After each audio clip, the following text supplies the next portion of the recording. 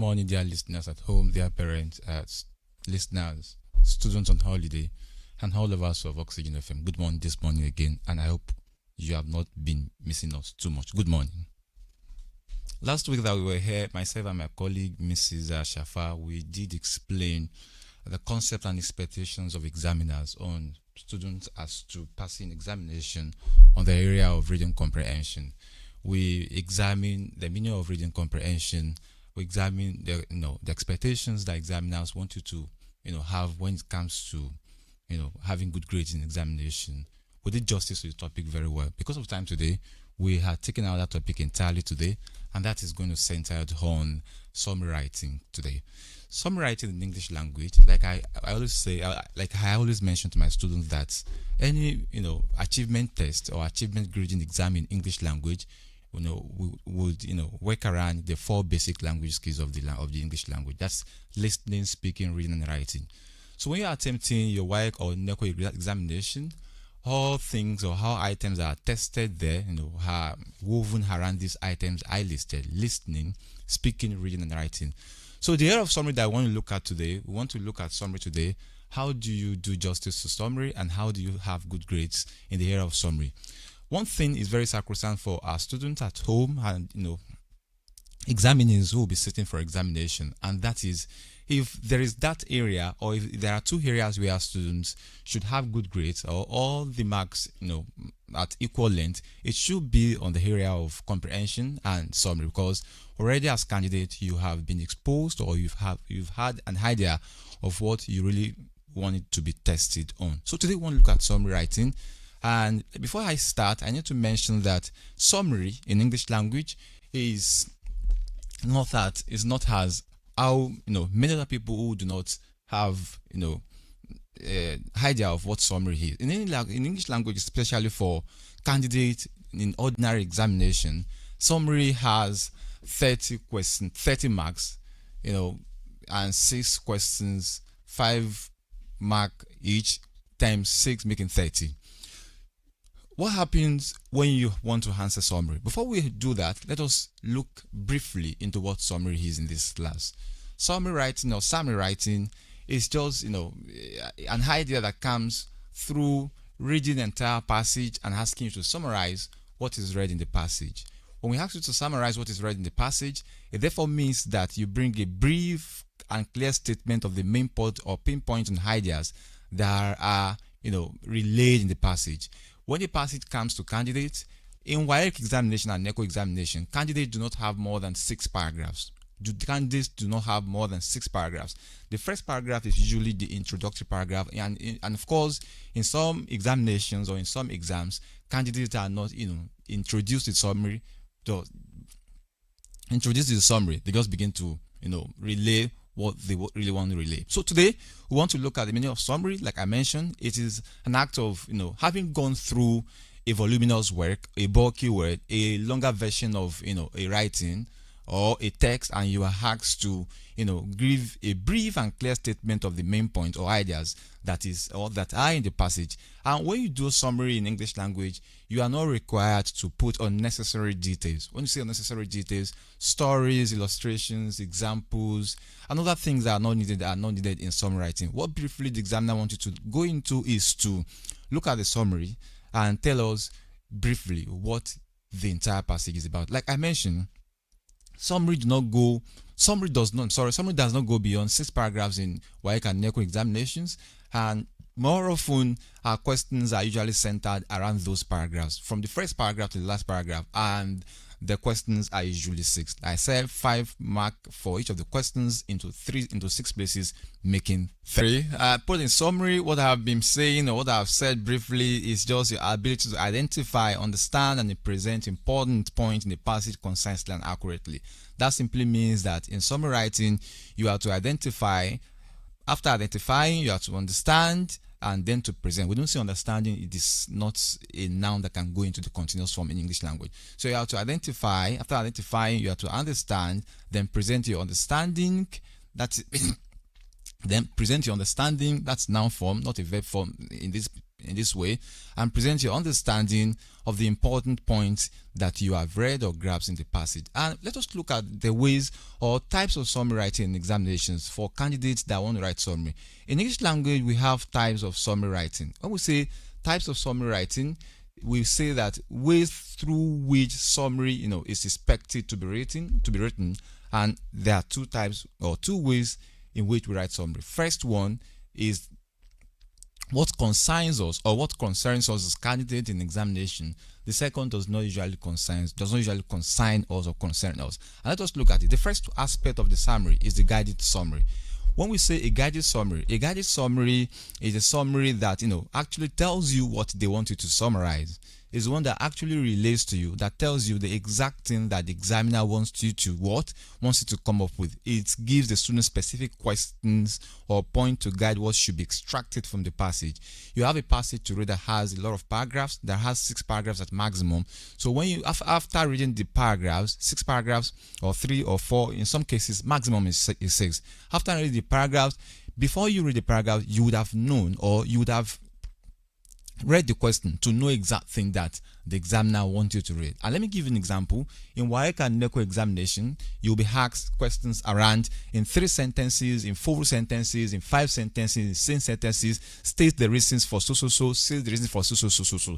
And I need to mention this to our dear listeners, our dear students at home. More often than never, or more often in examination, when you are asked to look at summary in examination, more often in examinations, peruse some of the past questions that have been, tested over the years. You see the 3 aspects usually come with problems and the last aspect usually come with solutions more often. And in some areas, in very few areas, you see summary coming with, just relaying of ideas and asking you to summarize each of the points. So the guided summary is the one that, that does what? It guides you. It tells you what exactly they want you to look at in the passage. So you have questions asking you to summarize some of the ideas in numbered sentences. Look at that, in numbered, itemized, or lettered sentences. When I say numbered sentences or lettered sentences, where you number the sentences 1, 2, 3, 4, 5, 6, 7, 6, to where you are expected to stop it. The other aspect that does not usually come in WAEC examination or in NECO examination or O-level examination is that of unguided summary. When we say unguided summary does not give you a specific question or a specific point to summarize. You may have or you might have read a passage or a book and just be asked to briefly explain all your understanding briefly. Check the word briefly, or your understanding of what is read or what is explained in the entire passage. That one is unguided. That one requires you to do what? To identify the main ideas, summarize them, and use words independently. And in some cases or in few occasions here, you might have the need to bring illustrations that are brought from the passage to make to drive home your point. This is one of the areas that students of literature in English would understand when it comes to describing a character in literary work of art. For instance, if a candidate is asked to describe so character, there are questions that examiners will have literature in English questions. This type of characters, describe what can you say about social characters. They want you to display a clear understanding of this role he performs or he is made to perform in that literary work of art. So in here in your own word, you summarize the entire passage, and you are not conditioned to come with specific number of sentences. So students usually complain that they have difficulties in writing a good summary, and in this class today I have worked out some of the guidelines that will help students to have perfect summary writing. There are specific features that summary has. We have that of brevity, clarity, and all that features like that. In all of the summary, all of the features have come with some points numbered 10 to itemize, like guidelines and instructions to help them have good grades in examination. First, when you are writing a summary or when you are reading a summary question is to read carefully. When we ask students to read carefully, careful reading begins from reading instruction. Many candidates do not read the instruction before they start answering questions, and that's one of the difficulties. That's one of the things or factors that result to poor performances in summary examination. So read instruction. When we ask you to read carefully, we want you to read the instruction, we want you to read the passage thoroughly from the beginning to the end to understand the whole idea. Let us have a caveat here, a caution here. When we ask you to read the passage thoroughly, we do not say that you should waste time while trying to decipher or decode the message that is passed or messages that are being passed in the passage. You have limited time to attempt the question. As a matter of fact, you have 30 minutes to attempt summary. If you want to cover up with the limited time you have to answer paper 1, 2, 3 of English language. So here, we want you to read. And how do you read? You read thoroughly. Students in high school, especially at the examination level, are not, usually expected to read summary twice. Maximum is twice. When it comes to reading thrice or 4 times, that such a candidate or such a person have difficulty in reading. Perhaps area of dyslexia, agraphia, and other reading difficulties like that. So you read carefully. You read the instructions and you read the passage in paragraphs. You read the passage in paragraphs. When we say paragraph, briefly, a paragraph is a group of words relating a single idea. A paragraph is a group of words relating a single idea. An expression or a group of sentences may come in number of sentences, 6, 7, 8, 9, which would actually result to passing just a singular message. So in a paragraph, we have different sentences, all sentences telling us just one thing or passing a singular message. So when we ask you to read carefully, we want you to read the passage according to paragraphs, and when you begin to read the paragraphs, you begin to label them as to what you understood in the paragraph. There is a shortcut that we usually give our students in summary writing and in reading comprehension too. Let me give you an example. If someone tells you that this movie you are about to see, which is what I want to test you on at the end of the movie, the concentration of the viewer or the viewers begin to center around the instruction that is passed or that's been passed before the viewers begin to watch the movie. So the same thing is for instruction too. In reading instruction, you read the questions too. By the time you read the questions, you have an idea of exact thing you want to read in the entire passage. So by the time you begin to read the passage carefully, read the questions to understand. Don't just read them for reading's sake. Understand the question. While going through the question, you do what? The next thing you do is that you will itemize or label some of the points you have read in the questions in the course of your reading. The next thing is what I have briefly explained in number 1. That's understand the passage. There is a clear distinction between reading to read and reading to understand. When you are in an examination simulation, you are, of course, required to read to understand. Understand what the passage is telling you, what the passage is trying to pass across.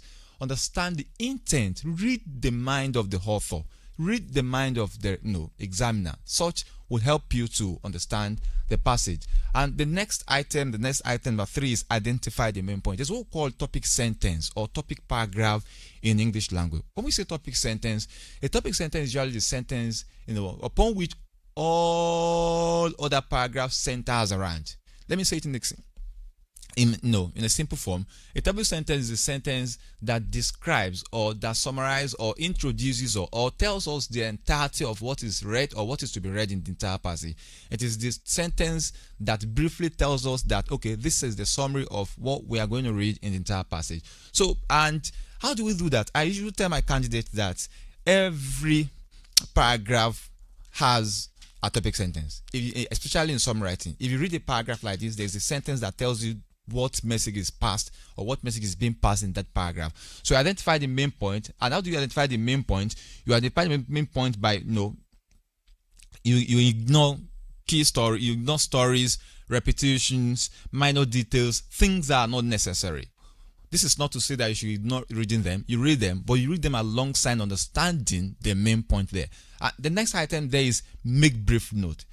A good reader is not the one that begins to write by writing. After reading your passage, after understanding it, after identifying the main point, you make brief note before you start to write. And why do we ask students to make brief note? No one goes to writing, by at a go and makes perfect writing. And if you are a perfectionist, students or candidates who want to have good grades in examination. You make brief points, and that brief note, let me tell you how it is done, how you should do it. At the end of each paragraph reading, you should summarize the message that is passed in each of the paragraphs. I think I need to reiterate that. At the end of a paragraph, you have read the paragraph now. You know that, okay, this is the message that they want me to get in this paragraph. Jot it with your pencil on top of that paragraph, or at the side in one of the in the question paper, or anywhere. When you make that brief note after you have summarized each of the paragraphs, you expect it to clean the note with a cleaner. So such will tell your examiner that you have summarized the paragraphs in that way. And another way you can do that is to find a blank place in your answer booklet, write the summary or brief note of those things, and cancel it and write outlines. Write outlines. The next thing we want to examine, that's number 5, and that's the area of use your own words. The integral message that the integral testing in language testing and evaluation that we want to test in your summary are 2 things. We want to test how better you can read and how best you can write. How better you can read to understand, and how best you can write. If you go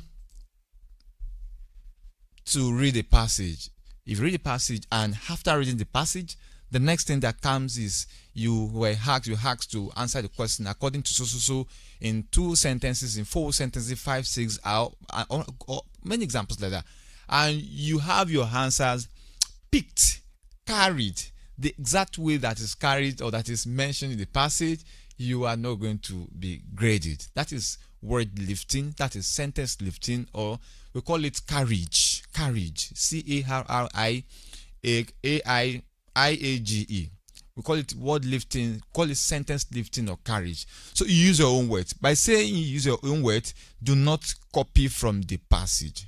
Having read from the passage, you have understood what the passage is about. You have made brief note like I mentioned. In the brief note you have made, you are expected to sit down, look at the note, and review your answers. And write your answers in grammatically correct expressions. So use your own words, not the words of the writer. But let me give a caveat, a caution here too. There are situations where words that are used exactly in the passage, seem not to have synonyms in our writing when we begin to write. Take for instance, if a passage comes around pregnancy and one is not in the know of words that are synonymous to be used to replace such words, you are not expected to use words that you don't know. You can use that word, but do not carry the entire passage as it is, the entire sentence as it is used in the passage. Do not carry the entire sentence as it is used in the passage. Use that word and carve it and write it in a version that differs from what is written in the passage. Welcome back. Number 6 I have here is be concise. Concise. When we say summary means sum, total of everything that you know. The verb form is to summarize. So be concise. In summary writing, you are not expected to make longer expressions. The expectation from experience is that the maximum expectation that you can make is 3 lines. 3 lines, maximum 3 lines.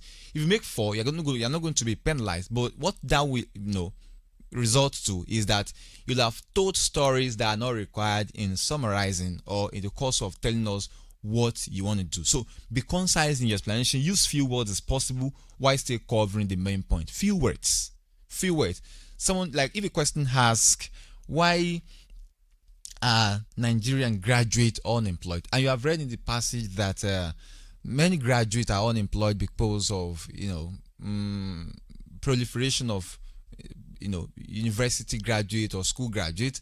You've read scarcity of establishment to employ them. You've read poor knowledge during the course of studying in school. So look at those items that I mentioned here, and you want to put them in summary. You are not expected to build stories around them. Just be concise and don't let that brevity be too much. And that is what will lead us to item number 7. use good language. I mentioned that reading and writing are two aspects that we want to test in your songwriting. So use good language. When we say use good language begins from, writing or beginning your sentence with a capital letter. A sentence is began started with a capital letter.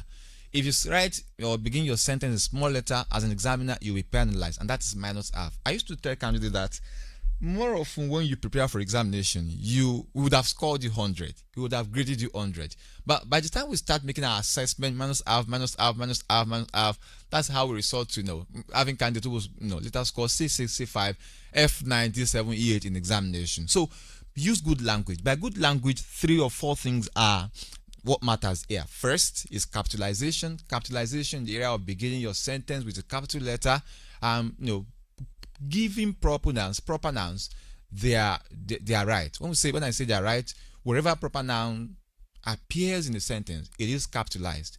The other thing is, the capital letter when it is used as a subjective form, it is capitalized. So use good language. The use of good language begins with starting your sentence with the capital letter. The next thing is what we call sequence of tenses.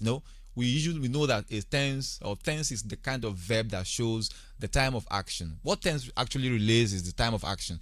Use good tenses. Do not use tenses that are contrasting and conflicting. You are relating an idea, or you are relating an idea in the simple present tense or in the past tense. You are doing eclectic narration. In literature, we have what we call eclectic narration, where you are telling us a story in the past, merging it with the present. It does not go like that in English language. So use your sentences, use your grammar correctly, and there is this strict adherence to the rules of grammar.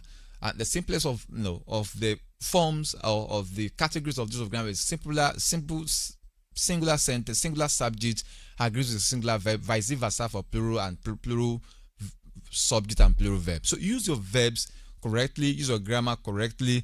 The next item is for you to spell well. Spell well, make your spellings accurate. Words which you lack their spellings should be replaced with a phrase. Words which you lack the spellings, that is, at the moment when you are writing an exam and you want to use a word and you are not sure of how the word is spelt, you should use a phrase to replace it, or use another word to replace it. And the last item there is punctuation. After attempting each of the questions, you are expected to put a full stop in front of them. If you meet a meticulous examiner, like some of my bosses that I know, when the candidate fails to put a full stop at the end of the passage, at the end of the answer in summary, they'll put -half, -half, -half, -half in all of your answers. The next item here is maintain the order. This, I need to say this because I know there are perspectives to answering summary in examination. Maintain order simply means that the order at which the ideas were relayed in the passage are expected to be followed in answering your questions. First, even in the first paragraph, you were told that it happens because of ill health. In the second paragraph, it continues because of lackadaisical attitude. In the third paragraph, it continues because of poor parenting. In presenting your answer, you are not expected to start from poor parenting, lackadaisical attitude, then to the first one mentioned. You are expected to go in the order of their listing or explanation in the entire passage. However, there is no penalty for this if you do not do it that way. There is no penalty for this if you do not do it that way. Why we usually encourage our students to do that is that as examiners, it will help us, through the marking guide that we have. So we already have the answers arranged that way. So giving us problem by mixing the answers together will, make us work around trying to search which of the options that you have, which of the answers you have written works for which. And the next item is check your work. After you are done writing your questions, writing your answers, you have presented your answers, you should check your work for many things. For accuracy.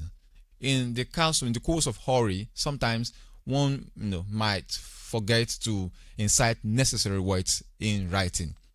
It usually happens when you are writing, and if you make a revisitation to what you have written, you may see that A word which is, peculiar to what you have even written is not written, or it was not written in the answer supplied. So you check your word, go through your summary to ensure you included all the main points and nothing unnecessary.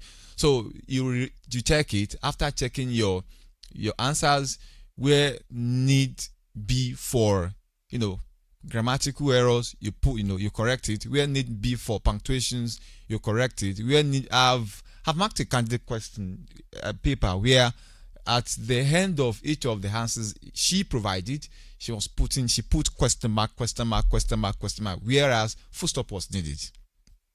So I wanted to be sure of two things. Perhaps she was in a hurry, or she had the answers from one of these exploiters of education we have in the country now.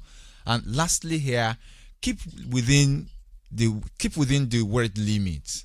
The onus of summary writing is to be brief and clear, clear and concise.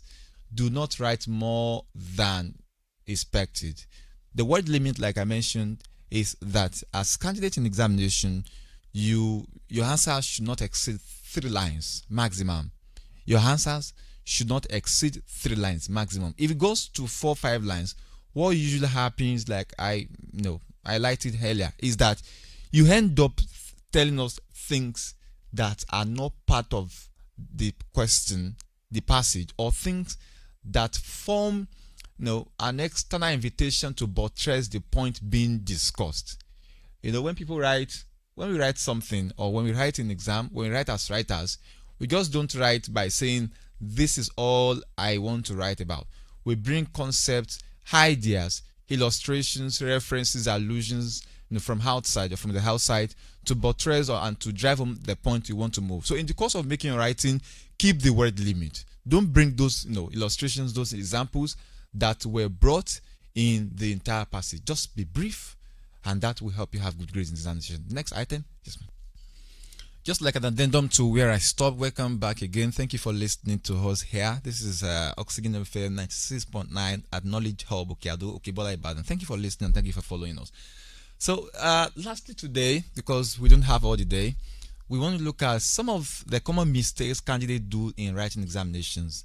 I coined these mistakes due to years of experience as an examiner. The first thing, I had mentioned it earlier in the point I mentioned where I was mentioning expectations, is copying directly from the passage. We call it lifting or carriage. Do not ever carry the entire sentence and make it your answer.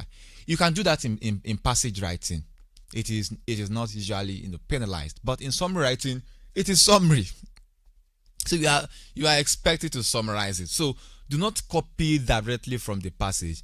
Where you find your answers in the passage, you look at the answer and you find the way around carving your own words to mean what you have read. To mean exact thing you have read. Say writing the exact word sentence from the passage, a summary must be in your own words. If you write the exact thing, or if you copy or carry the exact sentence you have read in the passage, what happens is that you score 0. In fact, we'll not score you 1 out of 5. You score 0. The next thing is that including irrelevant details. Like, in some of our students want to impress us that they have read the passage and they actually grabbed the message in the passage or the message in the passage. No, do not include irrelevant details like examples, like illustrations, like minor details that are not part of the main ideas. Leave them. And one thing it will result to is that you end up wasting time where not required or where not needed. The actual time that we want you to read and answer summary question is summary writing and answering the questions is 30 minutes. If you do beyond that, it will affect other aspects, especially in the area of legs and structure, where you have questions coming from 1 to 80 or 1 to 100 and test of orals from 1 to 60. So you still have limited time to do other questions. So don't waste time on that. Just go straight to your point and write them. Missing the main point. There is this bridge of understanding the main point and understanding the supporting idea. The main idea, sometimes, if care is not taken, students usually misconstrue it for the supporting ideas. The supporting ideas are ideas that buttress the main idea. So how do you identify that this is the main idea? You identify the main idea by its not inclusion of irrelevancies, of examples, of illustrations, of analogies, of references. The main idea does not have illustration, does not have references, does not have allusions, does not have anything that will say this is exact thing and you should understand it this way. No, the main idea usually tells us that this is this and this is this. Other things or other sentences that come after them, usually have this element that I mentioned. And the next item here, some of the mistakes that candidate make in examinations, adding your own ideas or your own point.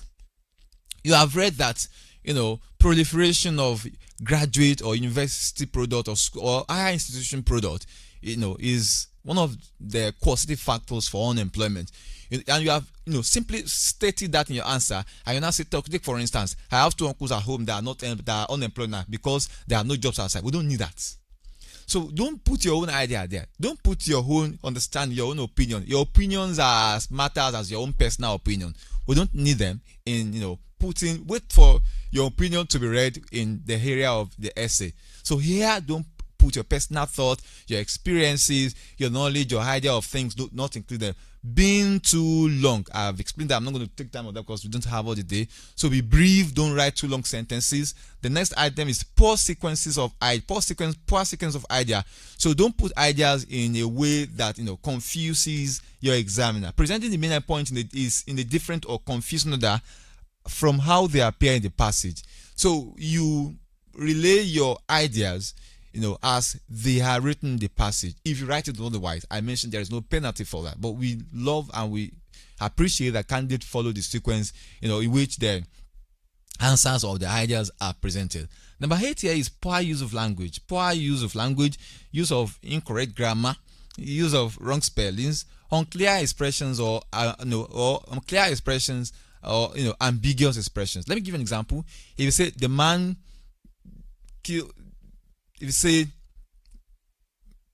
man killed John.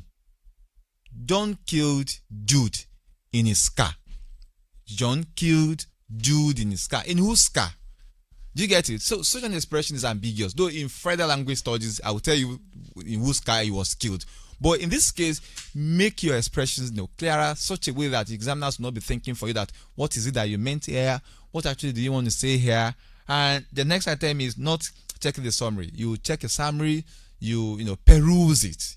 A perfect writer is the one who checks after writing. So you peruse your summary. By perusing it, you review to correct grammatical errors, to ensure that points are included, to ensure that places where you put unnecessaries are removed, and lastly, ignoring word limits. Word limits are necessary in writing. As an examiner that I am, once I pick a candidate question, a candidate booklet, and I see that he's writing like 10, 5, 6, 8 lines for a point, I know quite well from experience that he has taken or he had scrapped the passage or the answer from the entire passage. Welcome back, our dear listeners at home. Thank you for listening to us here. When I started this morning, I started with summary. I'm trying to do a summary of all the things that I started with. We've done summary. We examined the concept of summary. We looked at types of summary, ways you candidates are expected to write summary. We look at some of the guidelines in writing summary. We look at common errors or common mistakes that candidates make in examination. Dear listeners at home, it's your time to place phone calls to host, to ask questions, and to give your review about the program that just delivered. The call line is 070-4700-3969. Once again, 070-4700-3969 and 070-4700-2969. And once again, 070-4700-2969. Now, while expecting phone calls from home, you would see and agree with me that it is very easy to make all the 30 marks in summary writing. It's not something that is challenging. It's not quite difficult. But if you take through some of these guidelines and some of these things that I've read and explained out, you would see that making 30 marks in all the aspect of summary is not equivalent. It's not something that is difficult to make.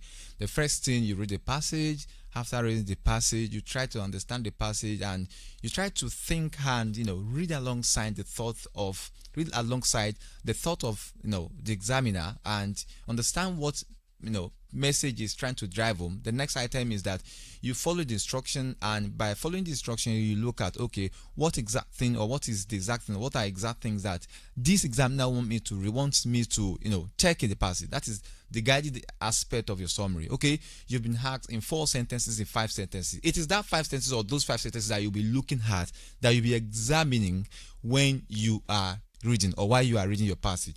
After that, having gone through all of these items, you look at, okay, how do I want to put this in writing? How do I summarize them? Do not write too much and do not write too short. Yes, I was going to mention something. Thank you. I was going to mention something too. Candidates sometimes write a word or 2 words for an answer. A passage has relays 3 problems. 1, population. 2, I'm giving this for example. 1, population. 2, illiteracy. 3, incapacitation. And words or paragraphs, sentences are developed around those items. And why you want to present the answer, I say, number 1, population. Number 2, incapacitation. You begin to write your answers in singular words, in a word or 2. We'll be glad to give you 0, because that does not display or relay what exact thing we want to take. We want to see how you can write what you understood and how you want to write them in grammatically correct expression. So you are not expected to be too brief. As much as you want it to be brief, do not be too brief and not write incomplete sentences. What happens if a candidate writes incomplete sentences in summary? 2 things. 1, the examiner may decide to give him half marks, or decide to mark him 0. And the safe thing for the examiner is to mark him 0, because when the paper is picked for collation by the team leader, if unfortunately he picks your papers and he sees that the answer supplied or the answer supplied is not in correct sentence, is not incomplete, is not a complete sentence, it ends up such an examiner ends up asking to go and review of all the questions again. So we mark you 0. So you write your sentence in the complete sentence. Begin with a capital letter. End with a full stop, and do all things that are necessary. So we come to the end of this day program. Last week it was reading comprehension. Last week was reading comprehension with my colleague Mr. Shafa. Today is summary writing. So next week you'll be having Mr. Shafa online on aspect of the English Concord. Thank you for listening to us, and keep listening to Oxygen FM. Thank you for having us. See you next week. Thank you.